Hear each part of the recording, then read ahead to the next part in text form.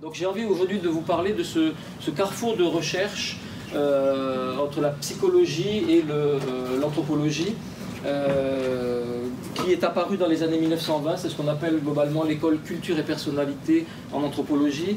Donc l'anthropologie est une discipline qui elle-même est apparue pas très longtemps avant les années 1920. Ça veut dire que globalement à la fin du 19e siècle apparaît l'anthropologie. Avant, il n'y avait pas ethnologie et anthropologie, c'est deux mots qui sont très proches. Les Américains parlent beaucoup plus facilement d'anthropologie, les Français peut-être un peu plus d'ethnologie, mais au total c'est à peu près la même chose. Et jusqu'à la fin du 19e siècle, il n'y avait pas de travaux, il n'y avait pas de chaires d'enseignement universitaire de l'ethnologie ou de l'anthropologie, il n'y avait pas des bouquins en collection anthropologique. On n'étudiait pas finalement les cultures autres.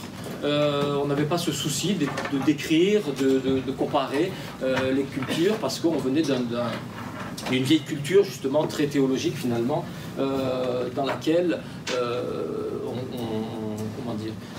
on ne s'intéressait pas à la diversité des cultures, mais le clivage y passait davantage entre le païen ou l'infidèle et le chrétien, et c'est comme ça que ça a fonctionné pendant longtemps. Donc l'anthropologie naît à la fin du 19e siècle dans un mouvement qui fait naître les autres sciences sociales ou humaines pour une grande part d'entre elles, c'est-à-dire que la psychologie scientifique apparaît aussi à la fin du 19e siècle, la sociologie également, et ces sciences ensuite, donc qui sont pleine constitution à la fin du 19e siècle, au début du 20e siècle, vont ensuite se rencontrer, se féconder.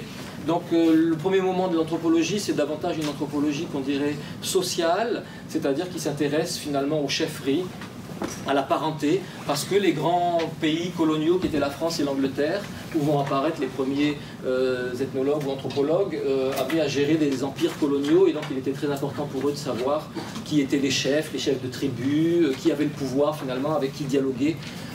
Donc il y a toute une part de l'anthropologie qui est l'anthropologie sociale, et puis davantage aux États-Unis d'Amérique, l'anthropologie va être davantage une anthropologie culturelle, étant donné que ils avaient, comment dire, pas tellement de chefferie structurée, enfin tout était tellement déstructuré chez ces Indiens d'Amérique, vu ce qu'il en restait au début du XXe siècle, que finalement c'était moins la chefferie qui les intéressait qu'à la rigueur le système des valeurs d'un peuple. Et ils voyaient qu'il y avait des Indiens qui n'avaient pas toujours les mêmes valeurs, certains étaient assez agressifs, d'autres étaient plus conciliants, etc. Donc les anthropologues américains ont développé une anthropologie beaucoup plus culturelle, en sachant que la culture donc, est un système de pratiques et de valeurs.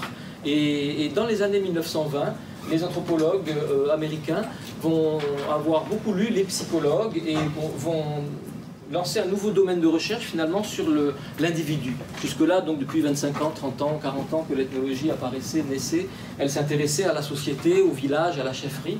Et puis dans les années 1920, elle va prendre un tournant, en tout cas dans ce courant qu'on appelle culture et personnalité, elle va prendre un tournant très psychologique, puisqu'elle va valoriser l'individu. Évidemment, il ne s'agira pas de voir l'individu dans sa spécificité individuelle, il s'agira au carrefour de la psychologie et de l'anthropologie, de voir la personnalité finalement culturelle. Qu'est-ce qu'une personnalité culturelle? Quel est le standard? Alors justement, toute une terminologie va devoir apparaître à ce moment-là. Donc les grands noms de ces recherches des années 1920, 1930, 1940, de ce qu'on a appelé l'école culture et personnalité en anthropologie, donc au carrefour de l'anthropologie et des sciences du psychisme, c'est-à-dire de la psychologie, de la psychiatrie et de la psychanalyse. Les grands noms, vous les connaissez, c'est Margaret Mead quand même, qui a été la première femme anthropologue, et c'est pas d'ailleurs tout à fait insignifiant de voir qu'elle s'est beaucoup intéressée aux questions d'éducation, à la question de l'enfance, à la question de l'adolescence, à la question de la femme. Elle-même était une femme. Alors évidemment certains ont dit « oh mais c'est normal, quand les femmes font de l'ethnologie, elles s'intéressent forcément aux histoires de femmes ». Bon bref, c'est toujours pour dévaloriser les travaux des dames, mais bon voilà un grand nom, une grande dame de l'anthropologie qui est connue, Margaret Mead. Une autre dame qui s'appelle Ruth Benedict, dans les mêmes années, à peu près dans les années 1930 également, qui elle s'est intéressée précisément au profil psychologique des Indiens des plaines ou des Indiens Pueblo. Et à travers la question, elle s'est beaucoup intéressée à la question de l'agressivité justement et de la manifestation extérieure des émotions. Elle a travaillé aussi au Japon, parce qu'on sait très bien que les Japonais sont des gens qui ne manifestent pas leurs émotions en public. Et donc il y a des codes culturels et ces codes sont transmis depuis l'enfance. Donc on a eu deux grandes dames comme ça qui, dans les années 1920-1930, Margaret Mead et Ruth Benedict, ont appréhendé la question de la culture, non pas la culture des adultes, le chef de village, le grand prêtre, et en général les ethnologues travaillaient avec des hommes et avec des vieux, puisque c'était des dignitaires, mais au contraire elles ont fait bifurquer la discipline anthropologique vers une étude des hommes et des femmes, des relations entre les hommes et les femmes, de la frontière entre la masculinité justement, enfin entre le masculin et le féminin. Donc de nouveaux objets sont apparus dans l'anthropologie. Elles se sont intéressées à l'enfant. Elles se sont intéressées, en tout cas Margaret Mead s'est beaucoup intéressée, vous le savez, à la question de l'adolescence. Et je trouve que c'est très intéressant en Polynésie et en Polynésie française, mais en Polynésie au sens large, parce qu'il y a un vrai carrefour d'études sur la question de l'adolescence, en sachant qu'aux États-Unis, la période de l'adolescence est une période plutôt tourmentée, où les adolescents se sentent un peu mal dans leur peau, sont en crise d'adolescence, et au contraire, Margaret Mead s'est plutôt intéressée à l'adolescence comme une période heureuse en Océanie, donc ses travaux ont été lus, ont été critiqués, mais ils ont inspiré un certain nombre de gens qui travaillent sur le Taurearea, l'adolescent polynésien, qui précisément est un personnage plutôt heureux, plutôt libre, et à qui la société permet finalement d'être un peu une sorte de, comment dire, de personnage qui a des valeurs un peu inverses de la société, c'est-à-dire que la société est assez conformiste, elle est assez organisée, et on permet à l'adolescent au contraire d'avoir une grande liberté sexuelle,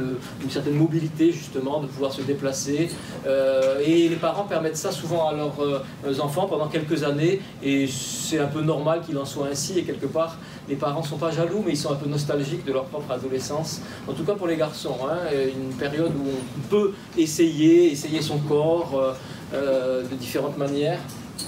Voilà, donc ces nouveaux objets de recherche sont apparus dans les années 1920-1930 avec une réflexion très psychologique, parce que vous savez que les psychologues et les psychanalystes s'intéressent aussi beaucoup à la question de, comment dire, du développement de l'enfant, du sevrage, de la frustration ou pas de l'enfant. Donc dans ces recherches, il y a beaucoup de choses sur la prime enfance, mais globalement on peut considérer que l'anthropologie collabore ici avec la psychologie, non pas pour s'intéresser simplement à l'enfant et encore moins donc aux situations d'éducation dans une classe, mais à la manière dont l'éducation c'est le moment de transmission de valeurs de la société à des futurs adultes. Donc ces travaux qui existent aux États-Unis d'Amérique, qui ne plaisent pas à tous les anthropologues, parce que certains anthropologues considèrent qu'on est trop dans la psychologie, et que l'anthropologue, normalement, il doit faire des généalogies, il doit étudier un village. Voilà, je sais étudier une vallée, je sais étudier un quartier, mais qu'est-ce que c'est que étudier le psychisme culturel? Par quel bout j'attrape ça? Donc, je vais vous donner un exemple. Il y a quelqu'un qui, dans les années 1960, ici, Robert Lévy, est venu à Huahine principalement. Il a fait une comparaison entre Huahine et un quartier de Papeete, le quartier de Manuhue, vers la caserne des pompiers de Papeete. Et il a procédé à une étude qui est totalement dans cette mouvance culture et personnalité. Elle est dédiée à Gregory Bateson, qui était un des maris, je dis un des maris parce qu'elle avait beaucoup de maris, Margaret Mead. C'était une féministe, c'était une sacrée femme, hein. Et elle avait un de ses maris qui était anthropologue et psychanalyste, Gregory Bateson, et l'ouvrage lui est dédié. Autrement dit, c'est pas mon interprétation personnelle, c'est de dire que cet ouvrage est complètement dans cette école anthropologique. Et c'est une très belle étude qui a été faite ici sur finalement les valeurs des Tahitiens. Par quelle méthode? Par la méthode d'entretien, qui n'est pas complètement une méthode ethnologique, en tout cas qui ne se suffit pas à elle-même, puisque, encore une fois, en ethnologie, normalement, on ne fonctionne pas comme les psychologues, simplement en faisant des entretiens et en demandant aux gens comment ils vivent et ce qu'ils pensent de leur culture. On observe aussi quand même des situations, des pratiques, des rituels, des cérémonies, etc.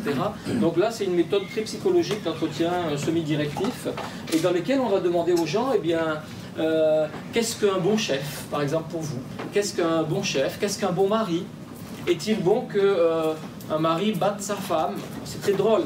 Et je voudrais vraiment que des Tahitiens lisent ce livre, parce que l'idéal, ce serait que vous vous reconnaissiez dedans, ou que vous reconnaissiez vos parents ou grands-parents, parce que c'est déjà une étude des années 60. Mais à la question « est-il bon qu'un homme batte sa femme ?», la plupart des réponses sont « ça dépend ce que la femme a fait ». Et intéressant comme réponse. Autrement dit, il est ni bon ni mauvais qu'un homme batte sa femme. Voilà, tout dépend de ce que la femme a pu faire. Donc je plaisante, mais c'est vrai que souvent, chez moi, ça provoque le sourire parce que c'est pas un miroir dans lequel je me regarde, mais c'est quand même un miroir qui me permet de regarder les autres. Et je trouve que beaucoup d'observations qui sont là-dedans sont justes. 3 ans de recherche, 3 ans de vécu à Huahine, dans le village de Ha'apu. 3 ans de vécu et de parler la langue, hein, de Huahine, etc.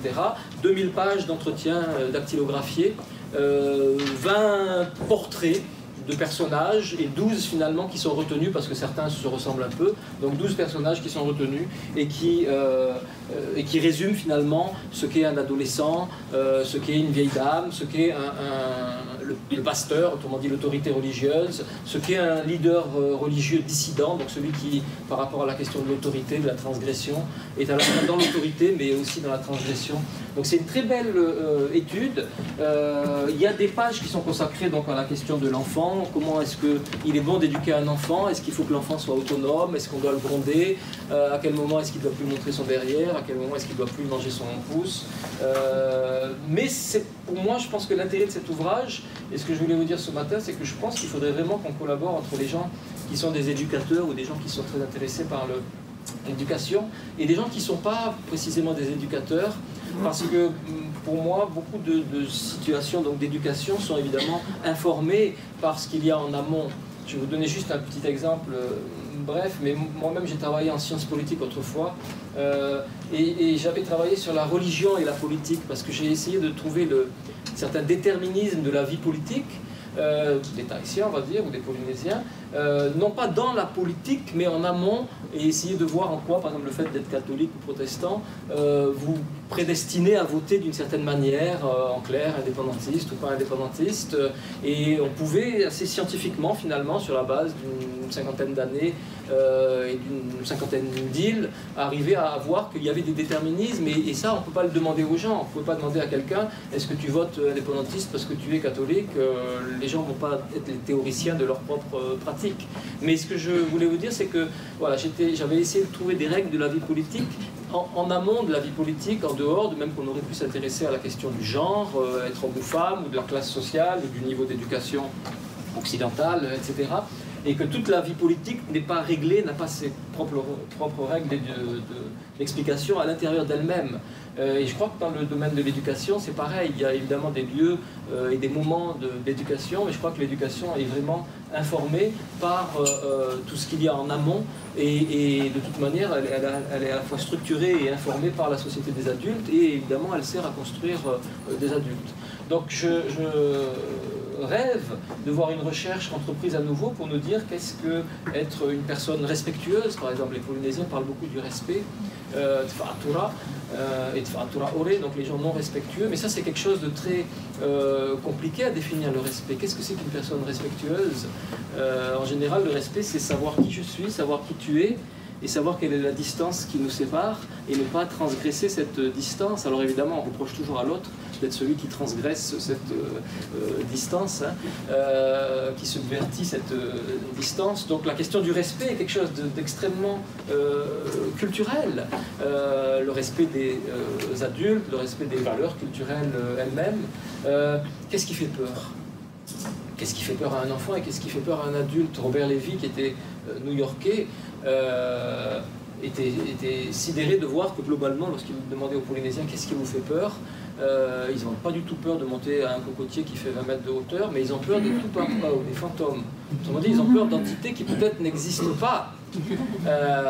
Mais bon, voilà, toutes les peurs convergent toutes. Qu'est-ce qui fait peur? Eh bien, ce qui fait peur, c'est le fantôme. C'est l'au-delà qui est là. Combien d'amis on a? Est-ce que, comme chez les Occidentaux à une certaine époque, on a un ami intime? Est-ce qu'il est bon d'avoir un ami intime qui est un peu un double, un frère, etc. Est-ce qu'on peut être ami avec plusieurs personnes? Grande question universelle, est-ce que les hommes et les femmes peuvent être amis sans avoir envie de dormir ensemble?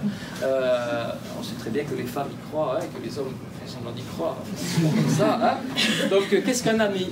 Qu'est-ce qui est vrai? Ça, c'est pour les mathématiciens ou quoi. Qu'est-ce qui est vrai? Ils demandent aux gens qu'est-ce qui est vrai. Et les gens lui disent la Bible. Ah, autrement dit, quelque chose dont la vérité est un peu indémontrable, enfin qui pour nous relève de la croyance, qu'est-ce qui est vrai. Le reste, c'est très relatif. C'est-à-dire que ce que dit une personne, ben, c'est vrai pour lui. Et ça, c'est très tahitien. Il y a autonomement... C'est lui qui pense comme ça, mais ça vaut autant. Il y a un relativisme tahitien. Je trouve que c'est très, très embêtant pour enseigner les sciences. Parce que si vous commencez à dire que mon raisonnement mathématique, ma démonstration ou mon résultat, c'est bon pour moi, mais quelqu'un d'autre pourrait avoir un autre résultat, c'est assez embêtant quand même pour celui qui enseigne les sciences. Donc il y a un relativisme de la pensée tahitienne qui est mis en évidence dans cette recherche et qui montre au fond la seule chose sur laquelle il y a un consensus, enfin sur la vérité de laquelle il y a un consensus, c'est la Bible, la parole de Dieu. Celle-là, elle est absolument vraie. Tout le reste, ça dépend du contexte, justement, puisqu'on parlait de contexte. Donc je trouve qu'il y a mille et une leçon à tirer de cette réflexion finalement sur la culture des adultes et sur les valeurs d'une société en matière d'éducation. Maintenant, et pour terminer, parce que je ne voudrais pas abuser de votre temps ou du temps des autres surtout, on est en 2018, ça veut dire qu'évidemment la société villageoise de Gourinée ou même un quartier de propriété n'est plus exactement la même. Il y a Internet, il y a Facebook, il y avait même pas de Pakalolo à Gourinée en 1960, c'est arrivé en 75 ou 80. Je veux dire, la société a changé quand même. Mais moi, quand je lis cet ouvrage, je retrouve un certain nombre parfois de points dans lesquels un conflit peut apparaître, peut exister, et qu'on peut décrypter ainsi. C'est-à-dire que les situations ordinaires évoluent, mais les situations dans lesquelles il y a une incompréhension culturelle, pour moi, fondamentale, on peut les retrouver, en tout cas, on peut les décoder. Donc voilà, si quelqu'un est un peu psychologue ou féru de psychologie et un peu anthropologue, ou si deux personnes peuvent se rencontrer, je serais vraiment heureux qu'on puisse réévaluer cet ouvrage et qu'on puisse réévaluer une étude de la société tahitienne, de ses valeurs fondamentales et de celles qui sont transmises à l'enfant. Voilà. Merci.